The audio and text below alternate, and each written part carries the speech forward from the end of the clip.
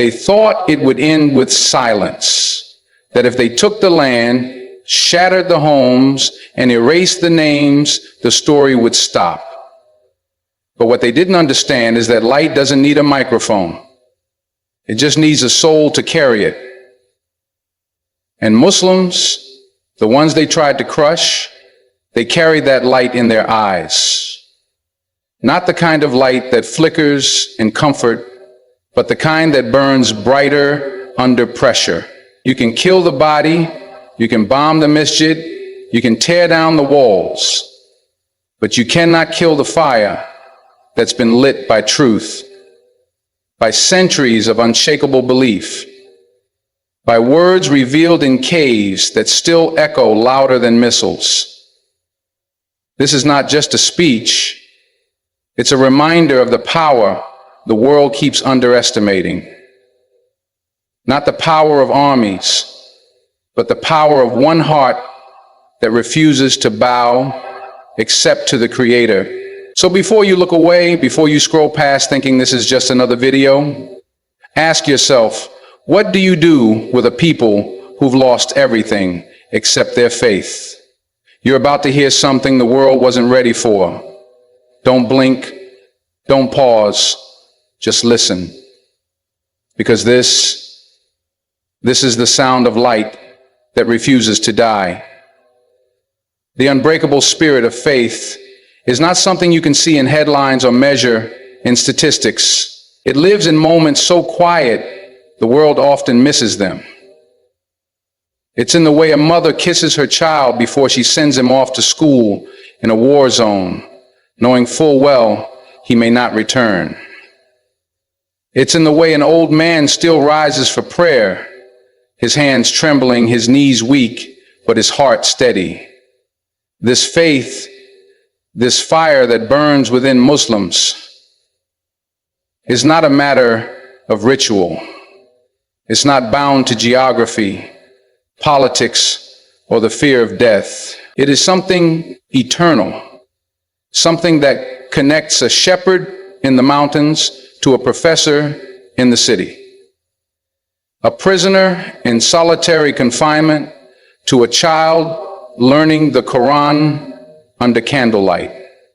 It is a light that flickers, yes, but never fades. You can strike down homes, bury mosques, and silence voices, but you cannot touch the soul of someone whose heart is bowed only to the Creator. That's the truth behind every act of resistance that confounds the world. Why won't they give up? Why don't they surrender? Why do they keep rebuilding? The answer is simple. They have something no weapon can steal.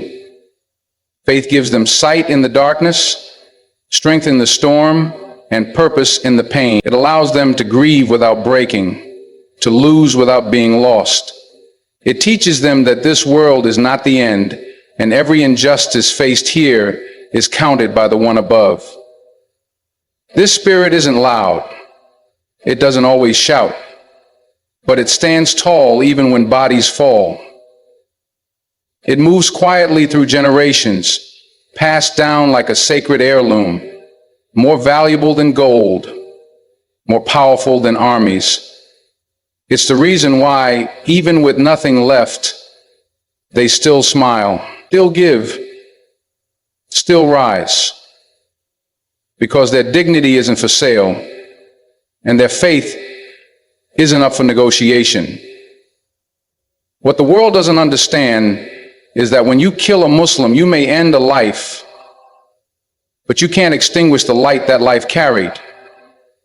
That light spreads. It ignites something in the living.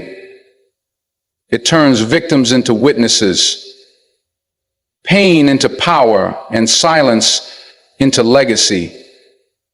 That is the unbreakable spirit of faith, and it will never die. Martyrdom in Islam is not a symbol of defeat.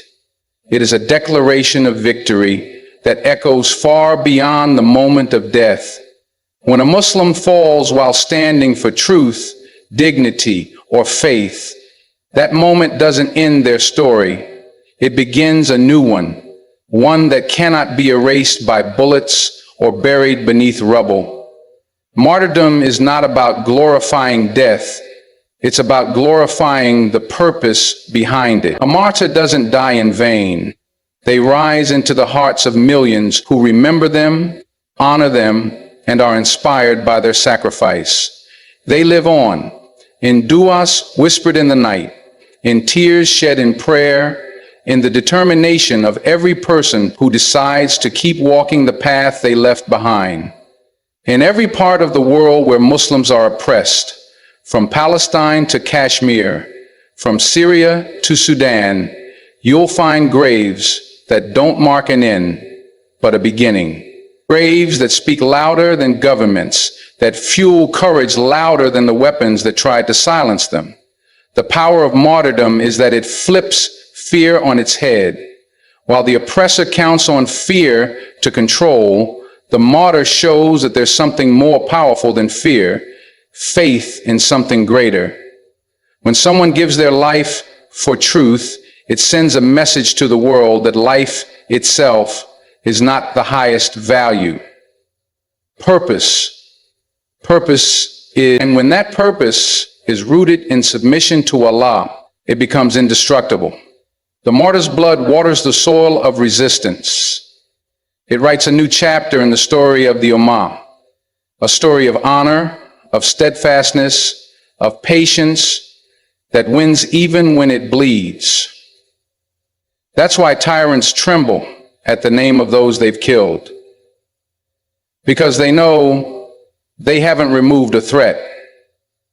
They've awakened a generation. The world might try to label martyrs as collateral damage, extremists, or statistics, but the believers know better. A martyr is a seed planted in the earth with a promise that truth doesn't die when the body falls. It only multiplies. Their memory becomes a flame that refuses to be put out, lighting hearts across borders, languages, and time. This is the legacy of martyrdom in Islam.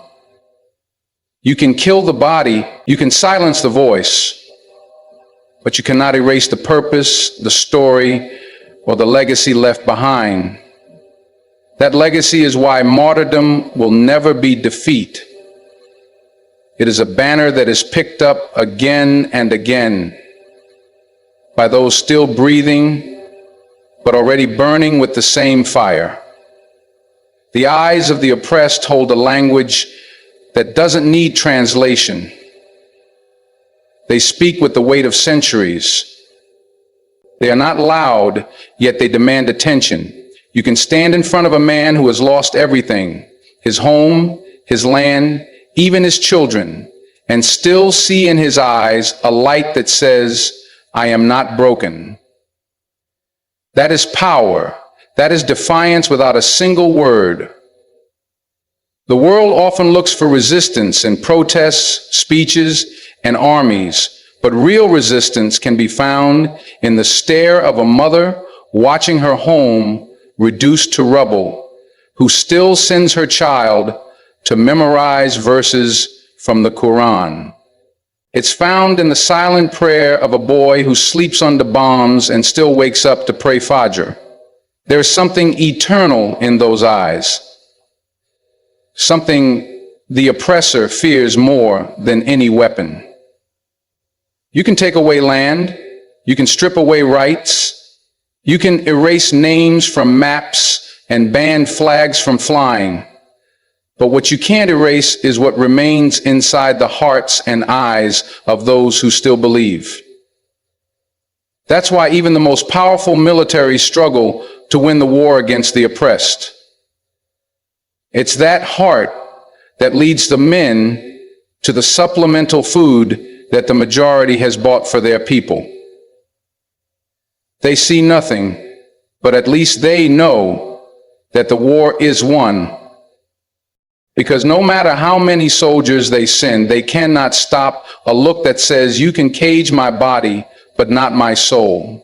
That look, calm, unwavering, determined, is what shakes regimes, because it holds no hatred, only a deeper truth. A truth the oppressor cannot handle, that his bullets can't touch what the believer holds most dear.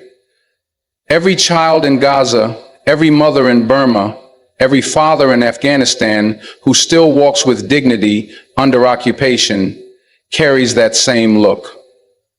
That look, calm, unwavering, determined, is persistent. That look that calms a falling star is a unicorn horned in. At the beginning, the Savior is marred by an unforgiving father, access to power by a sordid family, by an unlimited food, by death, by a look that tells the world, I'm still here. I still believe. I still know who I am. And that knowing, that inner certainty, is what keeps them standing while everything else collapses around them. Their eyes become history books without pages, sermons without words, and protests without noise. The world might scroll past, the news might forget, but those who've looked into those eyes carry that image forever. Because once you've seen that kind of silent strength, you understand that the real power is not in who controls the land, it's in who controls their soul. And that kind of power can't be killed, can't be silenced, and can't be stopped. From Gaza to Kashmir, the light of resistance is not dimming, it's spreading. Every time injustice tightens its grip on one part of the Muslim world, another part awakens. This is not coincidence. It's a divine thread that runs through the Ummah, stitching its wounds together through shared faith, shared pain, and shared purpose. When bombs fall on Gaza, echoes are felt in the hearts of Muslims in Turkey, Pakistan, Nigeria, and even in the West. When a young girl in Kashmir holds her Quran tighter after soldiers raid her village, a boy in Palestine kneels to pray with more conviction. It's as if oppression itself is creating a chain reaction, not of fear, but of faith, not of silence, but of remembrance. And in every one of these places, there are people holding on not just to survival, but to meaning, to the belief that their suffering is not unseen and their patience is not wasted. This unity isn't political, it's spiritual. It's not organized by governments or funded by institutions. It's born in the hearts of people who refuse to let their brothers and sisters suffer alone. Social media shows it in images and videos, but before that, it lives in duas, whispered by strangers in the middle of the night. It lives in tears shed by mothers who don't know each other, but who feel each other's pain. And that's the fire the oppressor never intended to light. This is the spreading light they fear the most, because it's not built on revenge or hate, it's built on purpose. It grows not from destruction, but from resilience. The more they try to stamp it out in one corner of the world, the more it shines in another. Like lanterns pass through darkness, each sacrifice lights the way for another to stand firm. And in that way, the Ummah becomes a single body, wounded in many places, but alive in one heart. A heart that refuses to give up. A heart that believes justice is coming. A heart that knows this struggle is not just theirs, it's part of something bigger, eternal, and unstoppable. Faith is the one weapon that no enemy can confiscate, no army can destroy, and no regime can outlaw. It lives not in the hands, but in the heart, and it gives its bearer a strength that defies logic and surpasses fear. For Muslims, faith isn't just a belief, it's a shield, a compass, and a source of unshakable power. It's what allows a man who has lost everything, his home, his family, his freedom, to still look toward the sky and say, Alhamdulillah. That's not weakness. That's not blindness. That is a level of inner richness that cannot be touched by warplanes, drones, or dictators. It's a truth that cannot be censored and a love that cannot be beaten out. The Quran isn't something that lives on shelves. It lives in hearts. When the world burns books, believers recite them from memory. When mosques are destroyed, the faithful build prayer in their footsteps.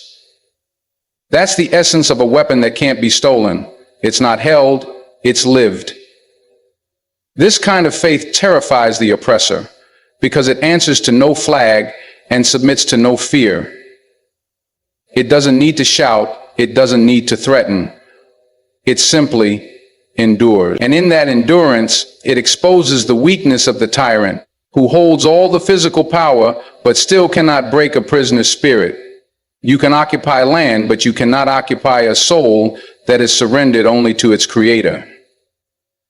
And that is why believers in the harshest prisons still smile, why children in the worst conditions still smile, and why women in the line of fire still say La ilaha illallah as their final breath. That is not fantasy, that is the reality of a people whose weapon is worship. It doesn't depend on wealth or education or worldly power. It depends on conviction, and that's something they can't bomb out of a soul. So while their armies grow louder, the believer grows deeper. And in the end, depth always outlasts noise.